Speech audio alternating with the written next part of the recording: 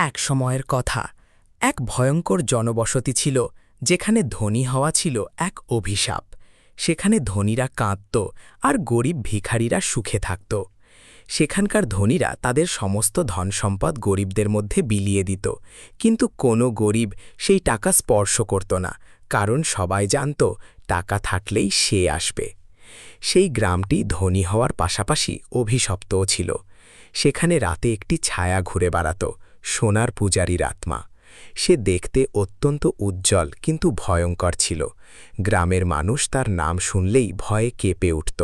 সন্ধ্যার পর কেউ ঘর থেকে বের হতো না, কারণ রাতে সে গ্রামের অলিগলিতে ঘুরে বেড়াত। সোনার পূজারী গ্রামের প্রতিটি বাড়ির দেওয়ালে উঁকি দিত।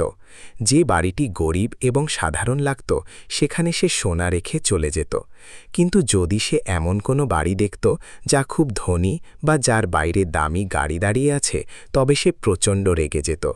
এরপর সে নিঃশব্দে সেই বাড়ির ভেতরে ঢুকে পড়ত এবং কিছুক্ষণ পর ভেতর থেকে অদ্ভুত সব শব্দ শোনা যেত। সকালে সেই বাড়ির সামনে ভিড় জমে যেত। বাড়ির চারপাশে সোনা ছড়িয়ে ছিটিয়ে থাকত, আর ভেতরে পড়ে থাকত সারি সারি লাশ, যাদের চারপাশেও থাকত শুধু সোনা আর সোনা। দেওয়ালে সোনালি অক্ষরে লেখা থাকত, আমি গরিবের বন্ধু আর ধনীর শত্রু। এই লাইনটি শুনে গ্রামবাসীদের একজনের কথা মনে পড়ে যেত। অনেক বছর আগের কথা। এই গ্রামটি এখন যতটা ধনী তখন অতটা ছিল না। মানুষ কঠোর পরিশ্রম করে টাকা উপার্জন করত। সেই টাকা দিয়ে খাবার, বাচ্চাদের পড়াশোনা সব সামলাতে হতো। কখনো কেউ খিদে মারা যেত, আবার কখনো স্কুলের ফি দিতে না পারায় বাচ্চাদের স্কুল থেকে বের করে দেওয়া হতো। গরিব হওয়া যেন এক পাপ ছিল। কিন্তু একদিন সব বদলে গেল।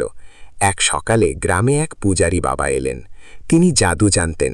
গ্রামবাসীদের অবস্থা দেখে তার চোখে জল চলে এলো। তিনি গ্রামবাসীদের সাহায্য করার সিদ্ধান্ত নিলেন। সেদিন সন্ধ্যায় পুরো গ্রাম এক জায়গায় জড়ো হলো। পূজারী বাবা সবাইকে বললেন, আজ থেকে আপনারা সবাই ধনী হয়ে যাবেন। সব গরিব মানুষ খুশিতে মেতে উঠল। পূজারী বাবা পূজা শুরু করলেন। হঠাৎ মাটি কাঁপতে লাগল। ধীরে ধীরে গ্রাম বদলাতে শুরু করল। চারদিকে টাকা, সোনা আর হিরে ছড়িয়ে পড়ল। পুরো গ্রাম ধনী হয়ে গেল। গরিবরা রাতারাতি ধনী হয়ে উঠল। তাদের পোশাক বদলে গেল, জীবন বদলে গেল। সবাই পূজারী বাবাকে ধন্যবাদ জানালো। মানুষকে খুশি দেখে পূজারী বাবাও খুব আনন্দিত হলেন।